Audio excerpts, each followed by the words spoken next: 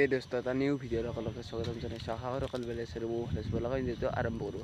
আজি আমাৰ পুখুৰীত মাছ মাৰি আছে মাছমৰীয়াসকলে, আৰু সেয়া আমাৰ মাছমৰীয়াসকলে মাছ মাৰি আছে। আপোনালোকক দেখুৱাবলৈ গৈ আছোঁ, আৰু মাছবোৰ আপোনালোকক দেখুৱাবলৈ গৈ আছোঁ। কেনেকুৱা লাগিব আমাৰ ভিডিঅ'টো, মোৰ ভিডিঅ'টো আপোনালোকে কেৱল কমেণ্ট বক্সত জনাব। আৰু এতিয়া মই বিদায় মাগিছোঁ। আমাৰ ডাঙৰ পুখুৰীত চলিছে মাছ মৰাৰ উখল মুখল পৰিৱেশ। জালত কেনেকুৱা ডাঙৰ মাছ উঠিল চাবলৈ ভিডিঅ'টো শেষলৈকে চাওক। পুখুৰীত মাছ মৰাৰ এক সুন্দৰ অভিজ্ঞতা, গাঁৱৰ এই আমেজেই সুকীয়া। আজি আমাৰ নিজৰ পুখুৰীৰ পৰা সতেজ মাছ মৰা হ'ল। কাৰ কাৰ মাছ খাবলৈ মন গৈছে জনাবচোন।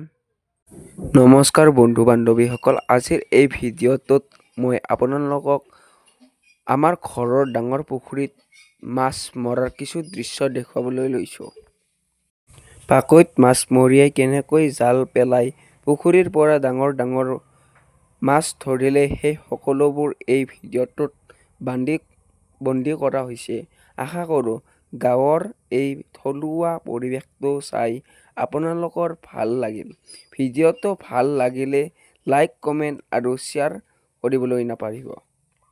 জেঠ আহাৰ মহীয়া বৰষুণ পাছত পুখুৰীৰ পাৰত মাছ মৰাৰ আনন্দই সুকীয়া। গাঁৱৰ এই পুৰণি পৰম্পৰাটো আজিও একেই আছে। ডাঙৰ পুখুৰী, ডাঙৰ জাল আৰু তাতকৈ ডাঙৰ মাছ। মাছমৰীয়াসকলৰ পাকৈত হাতেৰে মাছ ধৰাৰ সুন্দৰ দৃশ্য আপোনালোকৰ বাবে আগবঢ়ালোঁ।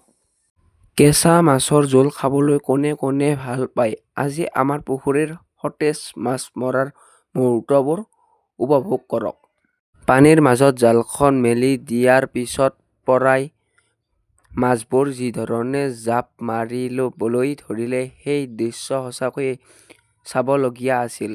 জালখন যেতিয়া লাহে লাহে পাৰলৈ চপাই অনা হ'ল, তাত জিলিকি উঠিল ৰৌ, বহু কুঢ়ি আৰু কাৰ্প জাতীয় ডাঙৰ ডাঙৰ সতেজ মাছ।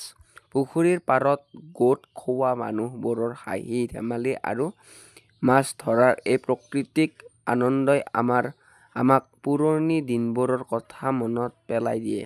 আশা কৰোঁ আমাৰ এই থলুৱা পদ্ধতিৰে মাছ ধৰা ভিডিঅ'টো চাই আপোনালোকৰ খুবেই ভাল লাগিল। আপোনালোকক নিজৰ ঘৰতো বা গাঁৱৰ এনেকৈ মাছ মৰা দেখিছেনে নাই কমেণ্ট কৰি জনাব নাপাহৰিব।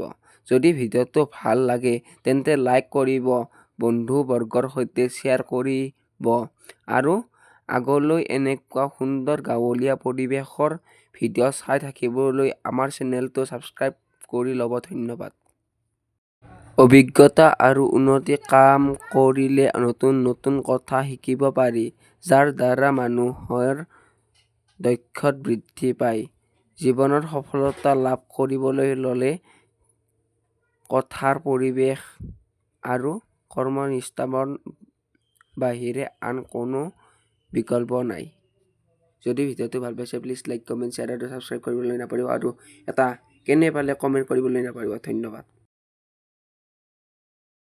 তো গাইছ, আমাৰ খালৰ পৰা এয়া ভৌকাটো নিলে আমাৰ ককাই, আৰু এইখিনিয়ে মোৰ ভিডিঅ'। যদি ভিডিঅ'টো ভাল পাইছে প্লিজ লাইক, কমেণ্ট, শ্বেয়াৰ আৰু ছাবস্ক্ৰাইব কৰিবলৈ নাপাহৰিব। ধন্যবাদ। জয় অসম, জয় জুবিন দা।